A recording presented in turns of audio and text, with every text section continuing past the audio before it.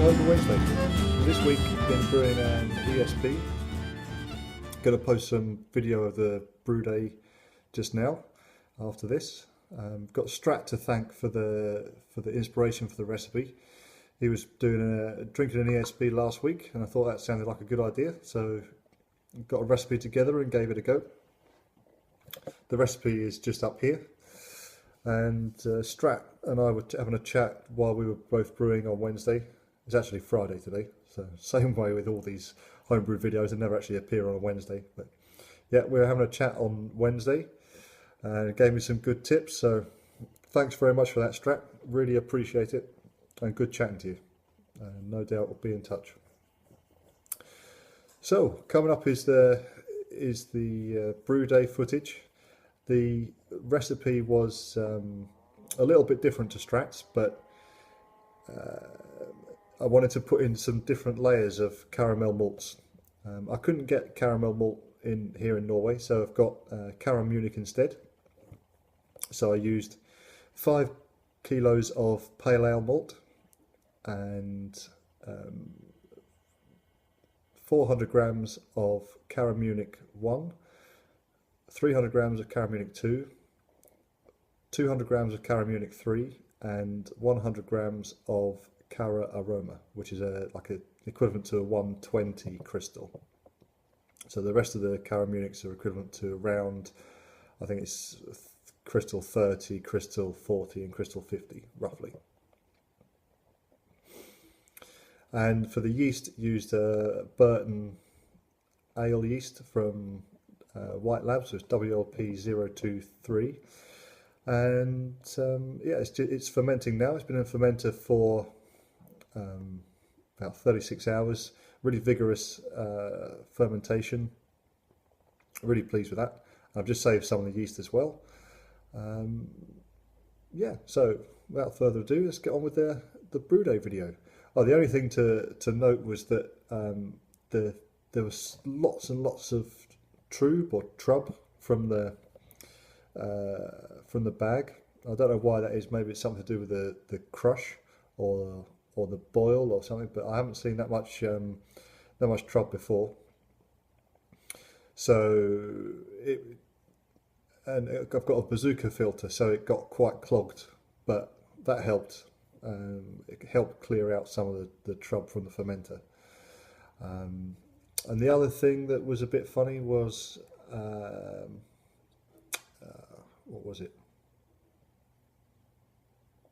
Oh yeah, and because of I got a few percentage points extra efficiency from normally high 60, 70 to 70, low 70s. Because I did a mash out up to 65 mash, 65C in the mash tun, up to 75 for the mash out. So that helped with the efficiency, and also did an hour and a half mash. So that was on advice from Strat. So thanks again. So I hope you like the video, and see you next week. Cheers. Happy Homebrew Wednesday. So this is my BIAB setup, brew in a bag setup. I've got a 36 litre pan, and inside there's a bazooka filter which just separates out some of the trub. So that water's heating up to 70 degrees C at the moment. Got the grain that I ordered from the local homebrew store. That's a mixture of Pale Ale malt and CaraAroma and CaraMunich 1, 2 and 3, already pre-ground. They're just mashing in now, and just try and do it like a scoopful at a time. So I put the bag in the pot, and then the water's up to 70 degrees C, and just try and do 1 scoop at a time to prevent any dough balls, and that will get you as good efficiency as you can. And normally with brewing a bag, you can get about 65-70% efficiency. I've seen people doing 80, but yeah, that's about it. I'm going to mash for an hour and a half. Mash temperature is 63.2, which is a little low, so what I'm going to do is just turn on the heat. I know that the bag doesn't touch the bottom, so I'm just going to turn the heat on the stove a little bit to increase the temperature up to around 65 for the mash. So now we're doing the mash out.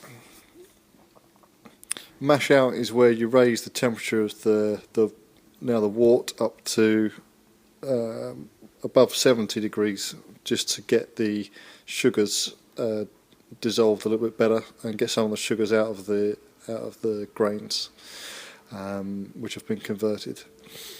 So now we're going to pull the bag out. You can see the grain in there. There's the grain. I'm going to pull the bag out of the wort. So what I do is I rest the bag on an oven shelf, a clean oven shelf, and then just let it drain through. So that's 6 kilos of grain, probably absorbed around 6 litres of water. Take a gravity reading. That one was around 1.034, I think it was, at 65 degrees. Just to get an idea of where we're at, and then we're going to sparge with hot water over the bag to get as much sugar out as we can. Not really a sparge, just a rinse.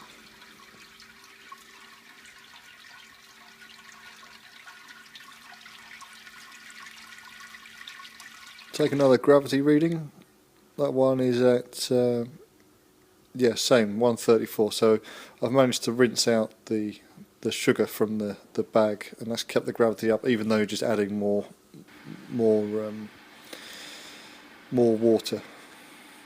So now I'm going to just put the grain bag in my fermenter, and I'm going to take some of the grains and use those in some bread. Sample of the wort. You can see there's quite a lot of trouble in that, and we'll come back to that again later actually. So now bringing the pan up to the boil, you can start to see the break material separating from the wort. So you have two breaks, hot break and a cold break. I never seem to get much foam up on the hot break, but that might just be because of the way I'm boiling it. We've weighed out our hops, and we've got the grain in bags to go in the freezer, and they'll be used in some bread. And the wort is just coming up to the hot break. When the hot break's over, get a nice rolling boil.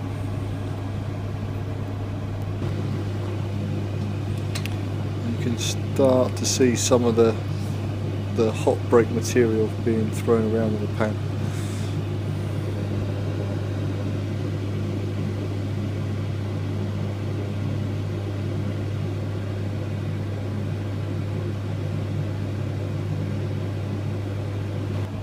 So last 10 minutes of the boil now, the cooler's going in, so that will just run cold water from the tap through. It's connected up to, that's my bit of silicone utility hose that I use for everything, and that's just going to go into the sink. So last hop's going in, that's 30 grams of Tettnang going in. And you can see the amount of liquid has reduced quite a lot. I've underestimated the boil off on this one. I think it should have been about 5 litres, but it ended up being 6, which reduced my fermenter volume by a litre or so. Right, got the yeast out of the fridge, and that's been warming up to room temperature. It's WLP 023, one of the pure pitch yeasts. It means you can just dump it straight into the fermenter without making a starter. But what I will do is just use the Krausen from that yeast to save for the future. So the wort is now really cool, quite cooled. You can see a lot of break material now, and that's gonna continue to drop out. I've just given it a stir with the chiller, with the wort chiller, to try and increase the efficiency. and now I've really got the wort down to, I think it's around about 35 degrees C here, and that's done within 20 minutes or so, so it's pretty efficient. I would like to get a bigger one, but that's another project for later. Maybe make one for now. Just check the temperature, 30 degrees, so it's a little high, so I'll continue cooling for a few more minutes, and then we'll get it down to around pitching temperature before we put it in the fermenter. So now I've taken the hose off the other end, and it's going to start to transfer into the fermenter. I always spray the outside of the nozzle here. The hose has been sanitized again, so that's clean, sanitized, ready to go. So hose on, and then into the bucket. Now I did have a problem here with the hot break, not the hot break, but both the brake material and all the proteins left over blocked the bazooka filter that you can see in the pan, so it just trickled in, and I was there for quite a long time waiting for it to go in.